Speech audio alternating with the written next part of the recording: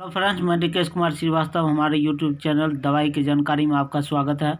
दोस्तों, आज मैं कालपोल बुखार की दवाई के बारे में बात करने जा रहे हैं दोस्तों, और कैसिफ ओ एंटीबायोटिक टेबलेट, ये दोनों के बारे में बात करने जा रहे हैं दोस्तों।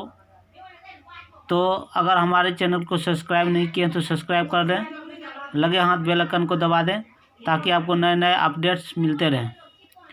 दोस्तों, कालपोल और कैसिफ ओ, ये दोनों बुखार के लिए बहुत रामबाण दवाई है दोस्तों। सियाना आदमी के लिए एक टेबलेट सुबह एक टेबलेट शाम, दोनों टेबलेट में से खाने से जल्द से जल्द बुखार ख़त्म होता है। देह हाथ में लहर जलन, माथा में दर्द, खांसी, सर्दी, बुखार, ये तीनों लक्षण मिलने के बाद जल्द से जल्द राहत देता है दोस्तों।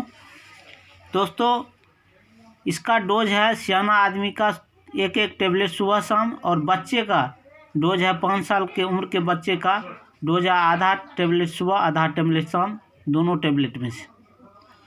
तो दोस्तों, ये कालपोल टेबलेट के बारे में तो सभी आदमी जानते हैं। इसमें पैरासीटामोल 500 mg रहता है दोस्तों, देख सकते हैं। और ये कैसिफ ओ